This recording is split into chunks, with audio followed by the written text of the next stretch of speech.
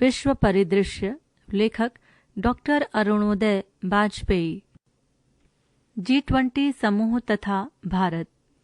G20 विश्व की 20 सबसे बड़ी अर्थव्यवस्थाओं का एक समूह है। इसमें 19 देश तथा यूरोपीय संघ को शामिल किया गया है। यूरोपीय संघ को इसलिए शामिल किया गया है कि उसे एक देश की ही भांति स्वतंत्र कानूनी दर्जा प्राप्त है, जो कि अन्य क्षेत्रीय संगठनों जैसे आसियान अथवा दक्षेस को प्राप्त नहीं है। किसी भी देश की अर्थव्यवस्था के आकार का आकलन उसके सालाना सकल राष्ट्रीय उत्पाद अर्थात जीडीपी के आधार पर किया जाता है। G20 समूह का मुख्य कार्य विश्व की आर्थिक चुनौतियों का समाधान कर विश्व अर्थव्यवस्था के विकास को गति प्रदान करना है। G20 की पृष्ठभूमि। G20 के स्थापना व विकास विश्व के आर्थिक व वित्तीय संकट से जुड़ा हुआ है। द्वितीय विश्व युद्ध के बाद से लेकर वैश्वीकरण के आने तक विश्व अर्थव्यवस्था में यूरोप, उत्तरी अमेरिका तथा जापान का अधिक वर्चस्व बना रहा था। अतः वैश्विक अर्थव्यवस्था का संचालन व प्रबंधन अमीर देशों द्वारा किया जाता था। इसके लिए इन देशों ने 1976 में G7 नामक समूह की स्थापना की थी, जिसमें विश्व के 7 अमीर देश America, Britain, Canada, Italy, France, Germany तथा जापान शामिल थे। इस समूह को रिच मैनस क्लब की संज्ञा दी जाती थी, लेकिन 1990 के आरंभ से वैश्वीकरण का लाभ उठाकर कतिपय अन्य नवोदित देशों की अर्थव्यवस्थाओं से भी लाभान्वित हुए। इन देशों में चीन, भारत, दक्षिण कोरिया, ब्राजील, दक्षिण अफ्रीका तथा तुर्की आदि प्रमुख हैं। इन नवोदित अर्थव्यवस्थाओं के कारण विश्व अर्थव्यवस्था का केंद्र अब यूरोप से खिसककर एशिया की तरफ आ गया है। वैश्वीकरण का दूसरा परिणाम ये हुआ कि वैश्विक आपूर्ति श्रृंखला के माध्यम से विश्व की प्रमुख अर्थव्यवस्थाएं आपस में घनिष्ठ रूप से जुड़ गईं। इसी क्रम में 1997 में एशिया में आर्थिक व वित्तीय संकट उत्पन्न हो गया, जिससे अमीर देशों की अर्थव्यवस्थाएं भी प्रभावित होने लगीं। लेकिन उस संकट का समाधान G7 के देश अकेले नहीं कर सकते थे। परिणाम स्वरूप G7 समूह ने 1999 में विश्व के 20 बड़ी अर्थव्यवस्था वाले देशों के वित्त मंत्रियों व सेंट्रल बैंक के गवर्नरों की बैठक वॉशिंगटन में आयोजित की। इस बैठक से ही G20 की स्थापना मानी जाती है। आरंभ में G20 की बैठकों में इन 20 देशों के वित्त मंत्रियों व सेंट्रल बैंक के गवर्नरों को ही शामिल किया जाता था, लेकिन 2008 में विश्व को एक अन्य गंभीर वित्तीय संकट का सामना करना पड़ा। इस बार वित्तीय संकट का केंद्र अमेरिका था, लेकिन विश्व के सभी देश इससे प्रभावित थे। इस संकट का समाधान खोजने के लिए 2008 में G20 देशों के शासनाध्यक्षों की बैठक पहली बार आहूत की गई। तब से निरंतर G20 के शिखर सम्मेलनों की शुरुआत मानी जाती है। पहले 2010 तक ये शिखर सम्मेलन 6 माह पर आयोजित किए जाते थे, लेकिन वर्तमान में 2011 से ये शिखर सम्मेलन वार्षिक आधार पर आयोजित किए जाते हैं। इसी क्रम में 18वां शिखर सम्मेलन 2023 में भारत में आयोजित किया जाना है। G20 के 20 सदस्य हैं अर्जेंटीना, ऑस्ट्रेलिया, ब्राजील, कनाडा, चीन, France, Germany, India, Indonesia, Italy, Japan, दक्षिण कोरिया, मैक्सिको, रूस, सऊदी अरब, दक्षिण अफ्रीका, तुर्की, यूके, यूएसए तथा यूरोपीय संघ। सामूहिक रूप से G20 विश्व के 85% सकल राष्ट्रीय उत्पाद तथा 75% वैश्विक व्यापार का प्रतिनिधित्व करता है। G20 के सदस्य इसके साथ ही विश्व की 2/3 जनसंख्या का प्रतिनिधित्व करते हैं। इस प्रकार हम कह सकते हैं कि वर्तमान में G20 विश्व अर्थव्यवस्था के प्रबंधन तथा सहयोग व समन्वय का सबसे बड़ा व प्रभावी मंच है। G20 के उद्देश्य। G20 का कोई औपचारिक संविधान नहीं है, फिर भी इसकी अब तक की गतिविधियों के आधार पर इसके कतिपय निम्नलिखित उद्देश्यों को चिन्हित किया जा सकता है। एक G20 वैश्विक अर्थव्यवस्था के संचालन व प्रबंधन के लिए एक प्रमुख मंच के रूप में कार्य करता है। इसका उद्देश्य विरुद्ध अर्थव्यवस्था के विकास को गति प्रदान करना है। 2. वैश्विक आर्थिक स्थिरता के लिए ये मंच बड़े देशों की नीतियों में आपसी सहयोग व समन्वय का काम करता है। 3. G20 वैश्विक वित्तीय व्यवस्था को भी स्थिरता प्रदान करता है। इसका प्रमुख उद्देश्य वैश्विक वित्तीय संस्थाओं जैसे विश्व व्यापार संगठन, विश्व बैंक आदि को मजबूती प्रदान करना है ताकि वे अपने दायित्वों का प्रभावी तरीके से निर्वहन कर सकें। 4. ये सदस्य देशों की आर्थिक व वित्तीय नीतियों में समन्वय स्थापित करने का प्रयास भी करता है। विश्व अर्थव्यवस्था के विकास तथा उसकी स्थिरता के लिए ऐसा किया जाना आवश्यक है। G20 में विचार विमर्श का स्वरूप। G20 का कोई औपचारिक संगठन तथा सचिवालय आदि नहीं है।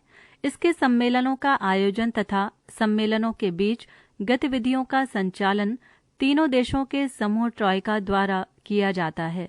G20 में विचार विमर्श के लिए 4 ट्रैक निर्धारित किए गए हैं। 1. वित्तीय ट्रैक। इसमें सदस्य देशों के वित्त मंत्री तथा सेंट्रल बैंक के गवर्नर भाग लेते हैं। वर्तमान में इसके अंतर्गत विश्व वित्तीय व्यवस्था के निम्न 8 क्षेत्रों पर विचार विमर्श किया जाता है। वैश्विक मैक्रो इकोनॉमिक नीतियां, ढांचागत वित्तीय व्यवस्था, वैश्विक वित्तीय ढांचा, जीवंत विकास के लिए वित्तीय व्यवस्था, वित्तीय समेकन तथा इंक्लूजन, स्वास्थ्य के लिए वित्त, वैश्विक टैक्स व्यवस्था तथा वैश्विक वित्तीय सुधार।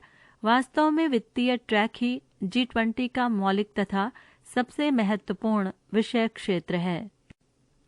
2. शेरपा ट्रैक। प्रत्येक देश G20 की गतिविधियों को व्यवस्थित रूप से संचालित करने के लिए नोडल प्रशासनिक अधिकारी को नामित करता है। इन अधिकारियों को शेरपा कहा जाता है। शिखर सम्मेलन के दौरान सदस्य देशों के शेरपा भी 8 विषयों पर विचार विमर्श करते हैं, जिसे शेरपा ट्रैक के नाम से जाना जाता है। शेरपा ट्रैक में विचार विमर्श के 12 विषय शामिल होते हैं। भ्रष्टाचार निवारण, कृषि, संस्कृति, विकास, डिजिटल अर्थव्यवस्था, रोजगार, पर्यावरण तथा जलवायु परिवर्तन, शिक्षा, ग्रीन एनर्जी, स्वास्थ्य, व्यापार तथा निवेश तथा पर्यटन। विभिन्न देशों के शेरपा शिखर सम्मेलन के दौरान उन विषयों पर विचार विमर्श करते हैं। 3. Civil society track. G20 के विचार विमर्श का तीसरा ट्रैक सिविल सोसाइटी तथा गैर सरकारी संगठनों से संबंधित है।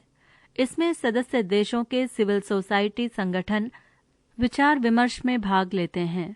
इसमें अलग अलग विषयों पर विचार विमर्श के लिए 10 कार्यदल बनाए गए हैं। इनके विचार विमर्श के मुख्य विषय हैं संसदीय मामले, महिला, युवाएं, थिंक टैंक, श्रमिकों की समस्याएं आदि। 4. Guest track. G20 सम्मेलनों की एक परंपरा ये रही है कि शिखर सम्मेलन का आयोजन करने वाला देश सम्मेलन में भाग लेने के लिए कतिपय देशों को गेस्ट के रूप में आमंत्रित करता है, जो कि समय समय पर विभिन्न विषयों पर विचार विमर्श करते हैं। इसी ट्रैक में विभिन्न वैश्विक संगठन तथा आमंत्रित संगठन भी भाग लेते हैं। उल्लेखनीय है कि भारत ने 2023 के शिखर सम्मेलन में 9 देशों बांग्लादेश, मिस्र, Mauritius, Netherlands, Nigeria, Oman, Singapore, Spain तथा संयुक्त अरब अमीरात तथा 3 संगठनों International Solar Alliance, Coalition for Disaster Resilient Infrastructure तथा एशियन डेवलपमेंट बैंक को गेस्ट के रूप में आमंत्रित किया है। उल्लेखनीय है कि उक्त चारों ट्रैकों में हुए विचार विमर्श के निष्कर्षों को G20 शिखर सम्मेलन के अंतिम घोषणा पत्र में शामिल किया जाता है। पृष्ठ संख्या 72। G20 की प्रमुख उपलब्धियां। गत 2 दशकों में G20 ने विश्व अर्थव्यवस्था के विकास तथा उसमें खुलापन व स्थिरता लाने में महत्वपूर्ण भूमिका निभाई है। 1997 तथा 2008 के वित्तीय संकटों के बाद वैश्विक अर्थव्यवस्था की रिकवरी में महत्वपूर्ण कार्य किया है। 2004 में G20 ने टैक्स व्यवस्था के संबंध में एकरूपता तथा खुलापन लाने का निर्णय भी लिया था, जो आज भी प्रभावी है। इससे टैक्स चोरी की समस्या के समाधान में मदद मिली है। इसी तरह G20 ने विश्व की अर्थव्यवस्था तथा वित्तीय व्यवस्था में सुधार के बारे में आम सहमति विकसित करने में सफलता प्राप्त की है। अब तक संक्षेप में G20 की मुख्य उपलब्धियां निम्नवत हैं। 1. G20 ने विश्व अर्थव्यवस्था के तार्किक विनियमन तथा उसके विस्तारीकरण में सफलता प्राप्त की है। 2. विभिन्न वित्तीय व आर्थिक मामलों में सदस्य देशों की नीतियों में समन्वय बनाने का काम G20 द्वारा किया गया है। 3. G20 ने भारत व अन्य देशों की मांग पर प्रमुख वैश्विक वित्तीय संस्थाओं जैसे विश्व बैंक तथा अंतर्राष्ट्रीय मुद्रा कोष आदि में सुधार की महत्वपूर्ण पहल भी की है। भारत तथा G20। भारत इस समूह का संस्थापक देश है तथा 1999 से ही इसकी गतिविधियों में सक्रिय भूमिका निभाता रहा है। जी समूह की सदस्यता तथा भारत की उभरती हुई अर्थव्यवस्था विश्व आर्थिक परिदृश्य में भारत की निरंतर बढ़ती भूमिका को रेखांकित करती है। गत 2 दशकों में G20 की गतिविधियों में संक्षेप में भारत की निम्नांकित भूमिका उल्लेखनीय है। 1. भारत ने ब्राजील, दक्षिण अफ्रीका आदि देशों के साथ मिलकर वैश्विक वित्तीय संस्थाओं जैसे विश्व बैंक व अंतर्राष्ट्रीय मुद्रा कोष तथा विश्व व्यापार संगठन में सुधार की मांग जोरदारी से उठाई है। भारत की मांग पर G20 ने इस दिशा में पहल भी की है। भारत इन संस्थाओं को समकालीन आवश्यकताओं के अनुसार अधिक लोकतांत्रिक व प्रभावी बनाने के लिए प्रयासरत है। 2. भारत ने G20 के माध्यम से कतिपय विकसित देशों द्वारा व्यापार में अपनाई जाने वाली संरक्षणवाद की नीति का विरोध किया है। इससे विकासशील देशों के कृषि हितों का नुकसान होता है। 3. भारत ने सदैव G20 के शिखर सम्मेलनों में गरीब व विकासशील देशों के हितों का प्रतिनिधित्व किया है तथा विश्व में संतुलित आर्थिक विकास के लक्ष्य को प्राप्त किया जा सके। भारत चाहता है कि गरीब देशों को वैश्विक स्तर पर विभिन्न आर्थिक व वित्तीय छूटें तथा सुविधाएं प्राप्त हों ताकि वे देश भी विश्व में विकास की मुख्यधारा में शामिल हो सकें। 4. भारत ने G20 में लिए गए विभिन्न निर्णयों को पूरी संजीदगी के साथ लागू करने का प्रयास किया है। भारत की अध्यक्षता। भारत G20 का संस्थापक सदस्य है। वर्तमान समय में G20 का भारत के लिए विशेष महत्व है क्योंकि दिसंबर 2023 में G20 का वार्षिक शिखर सम्मेलन भारत में आयोजित किया जाएगा। इस प्रकार भारत को इस वर्ष G20 समूह का नेतृत्व करने का अवसर प्राप्त होगा। इस सम्मेलन के सिलसिले में भारत द्वारा वर्ष भर लगभग 200 अन्य कार्यक्रमों का आयोजन किया जाएगा, जिसमें G20 देशों के प्रतिनिधि भाग लेंगे तथा शिखर सम्मेलन की तैयारियों को अंतिम रूप देंगे। ये छोटे कार्यक्रम भारत के विभिन्न शहरों में आयोजित किए जाएंगे, लेकिन मुख्य सम्मेलन दिसंबर 2023 में दिल्ली में आयोजित किया जाएगा। भारत ने सम्मेलन की तैयारियों में प्रशासनिक समन्वय के लिए नीति आयोग के मुख्य कार्यकारी अधिकारी अमिताभ कांत को G20 में भारत का शेरपा नामित किया है। इन तैयारियों में सबसे प्रमुख कार्य आगामी शिखर सम्मेलन के लिए एजेंडा तैयार करना है। सम्मेलन का एजेंडा तैयार करने में G20 के एक छोटे समूह की महत्वपूर्ण भूमिका होती है, जिसे ट्राइका के नाम से जानते हैं। इसमें 3 देश, वर्तमान सम्मेलन आयोजित करने वाला देश भारत, पिछला सम्मेलन आयोजित करने वाला देश इंडोनेशिया तथा आगामी 2024 का सम्मेलन आयोजित करने वाला देश ब्राजील शामिल है। ये महज एक संयोग है कि इस बार ट्राइका में तीनों विकासशील देश शामिल हैं। अतः इस बार विकासशील देशों की आर्थिक चुनौतियों को G20 के एजेंडे में शामिल होने की अधिक संभावना है।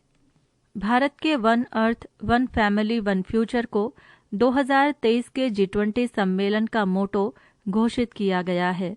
ये मोटो भारत के वसुधैव कुटुंबकम की धारणा से मेल खाता है। इसका तात्पर्य यह है कि भारत सभी के साथ मिलकर साझा भविष्य के लिए साझा प्रयास करने का पक्षधर है। अभी तक के विचार विमर्श से जो बिंदु सामने आए हैं उनके अनुसार भारत G20 के आगामी शिखर सम्मेलन में निम्नांकित बिंदुओं को प्राथमिकता देने का प्रयास कर रहा है। 1. समतापूर्ण, समेकित तथा टिकाऊ विकास। इसके अंतर्गत भारत विश्व में समेकित तथा टिकाऊ विकास को गति प्रदान करने के लिए सदस्यों के बीच आम सहमति बनाने का प्रयास करेगा। 2. Lifestyle for environment life. Bharat चाहता है कि विश्व स्तर पर सभी देशों के लोगों द्वारा ऐसी जीवन शैली को अपनाने का प्रयास किया जाए जो पर्यावरण के संरक्षण में सहायक हो। भारत ने लाइफ का प्रस्ताव 2022 में शर्म अल शेख में संपन्न हुए जलवायु परिवर्तन सम्मेलन में प्रस्तुत किया था। 2. Lifestyle for environment life. Bharat चाहता है कि विश्व स्तर पर सभी देशों के लोगों द्वारा ऐसी जीवन शैली को अपनाने का प्रयास किया जाए जो पर्यावरण के संरक्षण में सहायक हो। भारत ने लाइफ का प्रस्ताव 2022 में शर्म अल शेख में संपन्न हुए जलवायु परिवर्तन सम्मेलन में प्रस्तुत किया था। 3. महिला सशक्तिकरण। भारत महिला सशक्तिकरण के मुद्दे को भी आगामी शिखर सम्मेलन के एजेंडे में प्रमुखता से रखने का पक्षधर है। भारत के अनुसार महिला सशक्तिकरण समेकित विकास की आवश्यक शर्त है। 4. डिजिटल ढांचे का विकास। भारत का मानना है कि डिजिटल ढांचे का विकास आर्थिक विकास के लिए आवश्यक है, अतः भारत इस विषय को प्राथमिकता देने का पक्षधर है। 5. समकालीन मुद्दे जैसे कौशल विकास व मापन, जलवायु वित्त, खाद्य सुरक्षा, एनर्जी सुरक्षा, सर्कुलर इकोनॉमी, ग्रीन हाइड्रोजन आदि। 6. विकास साझेदारी, आर्थिक अपराधों की रोकथाम तथा बहुपक्षीयतावादी सुधार। निष्कर्ष। भारत को G20 शिखर सम्मेलन के आयोजन का मौका मिलना एक ऐतिहासिक अवसर है जो किसी भी देश को 2 दशकों के बाद प्राप्त होता है। पहली बार यह शिखर सम्मेलन भारत में हो रहा है।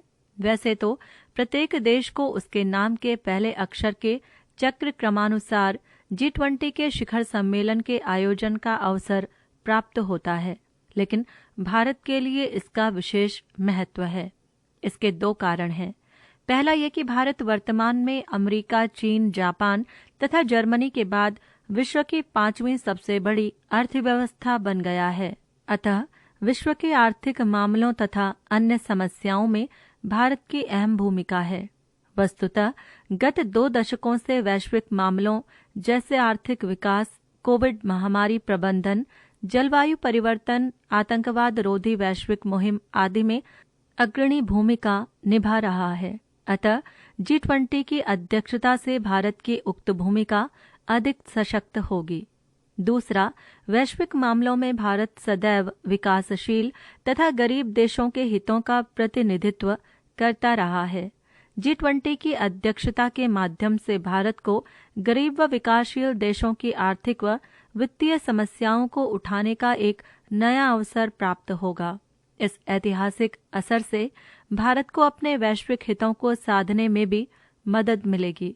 भारत के लिए 2023 का वर्ष G20 का वर्ष होगा।